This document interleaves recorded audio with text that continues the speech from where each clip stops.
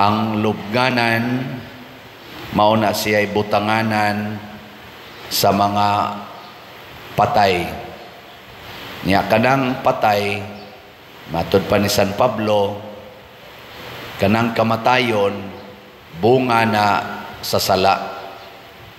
Muna inigbutang na sa kaning tao nga patay didto sa lubnganan, expected na siya nga makasasala.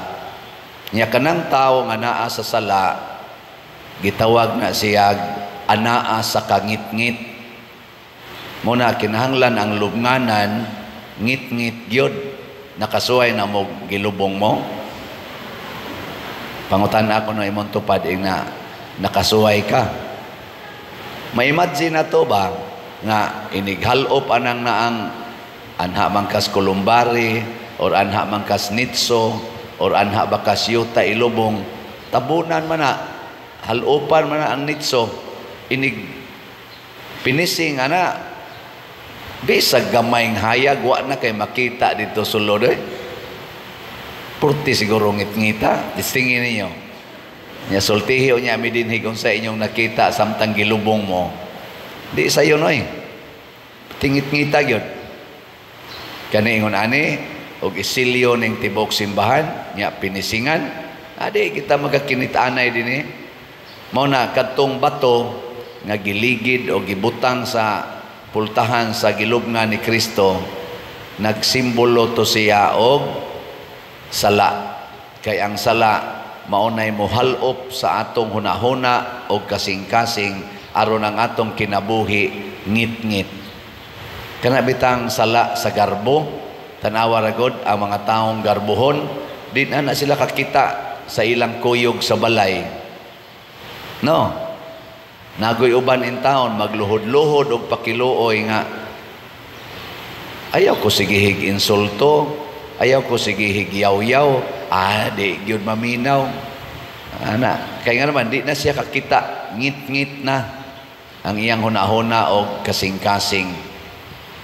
Lingi ako no imong tupad ing na kakita ka nga napay daghang slot nga palitonon ing na kano na kakita ba ka ana na may lamisa dias gawas nga namaligyag slot, kakita mo o dili? Og di kay mo kakita pasabot gihalupan mo sa sala. Og unsa man ang sala kadao kana bang ang imong kwarta para imo ra gyud di gyud nimo itabang sa simbahan.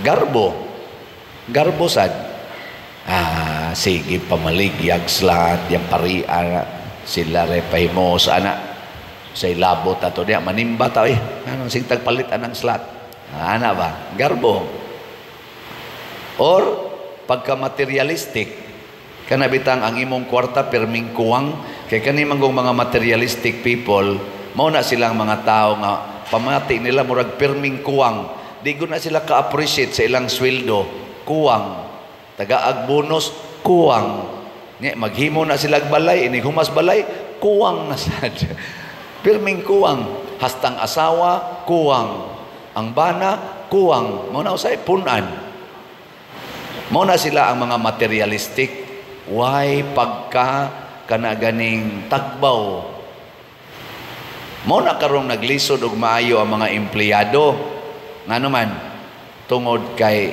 siging pamalit anang kuwang nya na sobra na gipang taguan wa na gani magamit na gipang abog na lang uban na nga donut na lang ganang uban pero sige pag yung palit og bag-o kay kuwang mao na mga materialistic lingi imong tupad na sad ang di mo lingi di mabanhaw ingna kono ingna kanang naong nimo napay kuwang ina napay kuwang o sakto na oy hastang naong kuwang ang gihimos Ginoo gihisgutan na gabi sa Easter Vigil ang kanang gibuhat sa Ginoo niingon siya og nakita niya ang tanan niyang nabuhat nga maayo kaayo very good pero inigtan-aw sa tao kuwang ang akong buhok not good Ang akong kilay, not good. Ang akong, unsa pa na diha, not good. Ang akong pilok, not good. Sumpayan yun. Ang akong kuko, sumpayan yun. Not good. Mo, labaw pa kas Ginoo.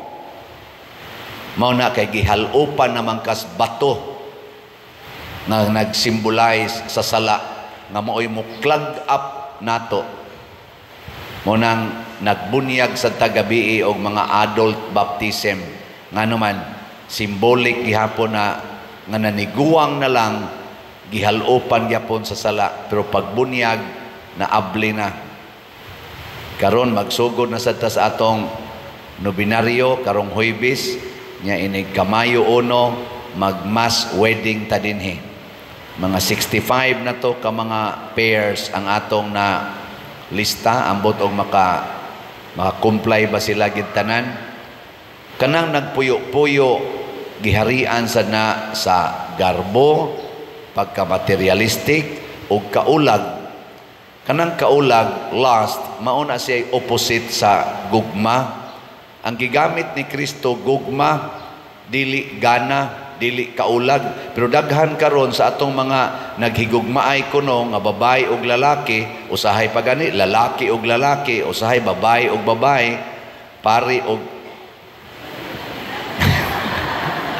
ana kaulag ang gigamit nya ang ilang gamit-gamiton nga pulong love. Ang gugma mga igsoon mao ang Ginoo, dili pwedeng parisan og sala. Mo nang maningkamot ta pagpakasal aning mga nagpuyo-puyo or civilly married kay ngano man gitakupan pa mos kangit-ngit sa sala.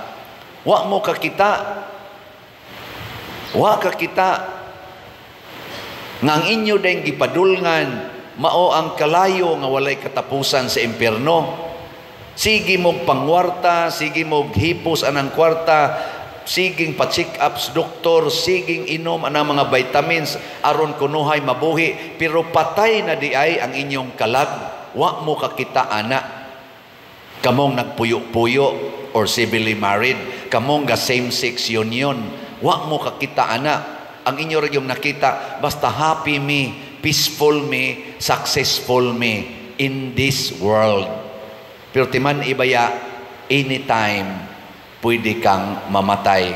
Wa gani siguro, ang nanimba karon di nakauli sa inyo. Ngano man ang naik-cross diha, inigdayon atong dulhog sa may arsilo. Wa mo kakita na. Nayatakan ra ba na atong pagprosesyo na itong daghan kaita? Nayatakan, natumba in taong cross, napatid-patiran kay dasok ang tao. Ngano man ang naik-cross diha? Kay kusga naay na the station of the cross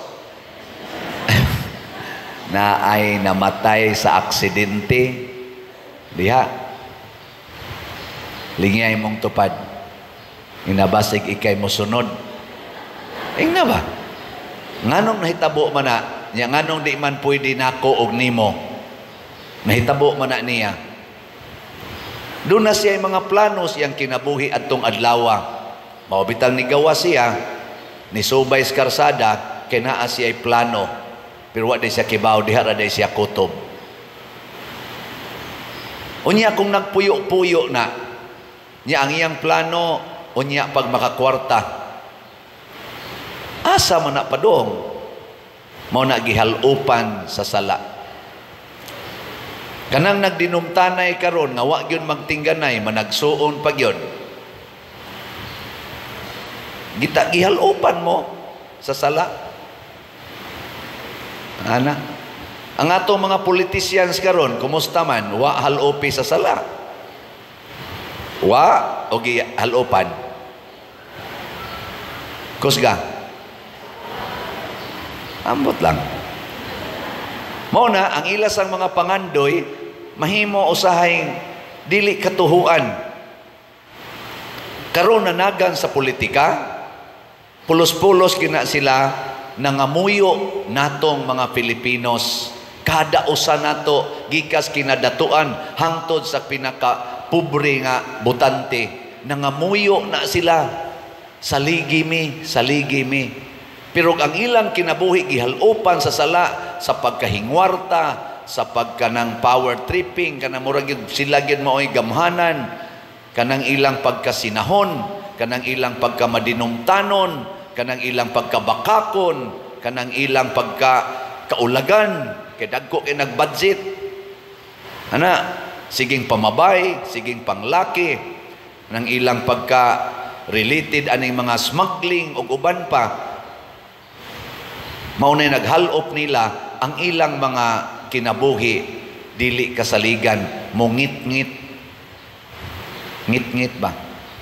Kinsa maroy hayag nga mga kanang kandidato naa sa Team Marcos o Team Duterte? Ay lamog tubag, pamalandong. Sa inyo bang tanaw, kinsa nagdaan nilag kahayag? Kaning naa sa taga Team Marcos o Team Duterte? Kay mo na sila roy dagkong mga teams. Kana mga i-appeal sa na nato mga independente. Atong tanahon kinsay gahatag og kahayag, pasabot ang ilang gisulti ba dunay dalang paglaom. Dili mo ingon ta, nanasa na, storya na sa. Nigsulti na, nanasa, storya na sa. Nya pulor sa ba ni sila mga ambisyoso kayo? Kani nga mga duha ka team. Nawa ang Team Marcos, ang ilang i-publish, kinahanglan sa Senado, inigresulta sa eleksyon 12-0. Pasabot, ang tanan nilang kandidato, musod, 0 ang kontra. 12-0, mo na ilang advokasya. Dirisan sa pikas, sa kang Duterte, wa man na siya ron kaabot og 12 ang ilang kanang kandidato, murag napo raman ang naslang team, ilas ang gitawag og straight Duterte. Duterte. O mo na ila isigig sulti on Duterte. Ano sila? Ang dito sa pikas 12-0. 12-0. Ang kalisang pikas Duterte. Lingyay mong tupad. Ihonghong lang. Kaya basig mura kag nangumpanya. Ing na asa man ka ni salig ana. Hain may imo anang sundon karing Duterte o karing 12-0. Kamu na'y bahala. Pero mga makasasala ni sila, maghatag ra na sila og kangit-ngit sa atong nasod, sa atong kinabuhi. Mao na nining atong pagsaulog sa Easter Sunday, magampo ta nga ila na unta nang i-remove,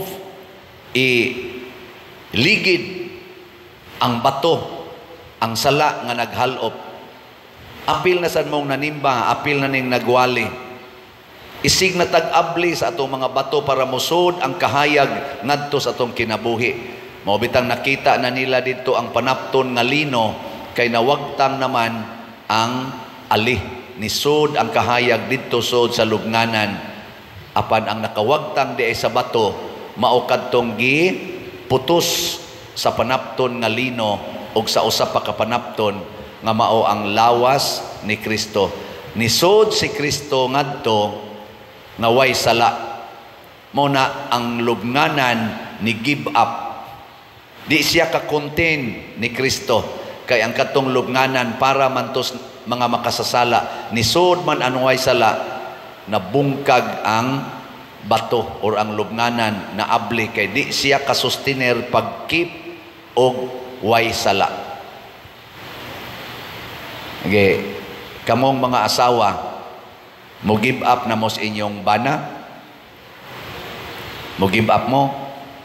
Kamong mga bana, na plano na mo nga mo give up mo sa inyong asawa, maunang na-approve na ang divorce, mga sad-an mo.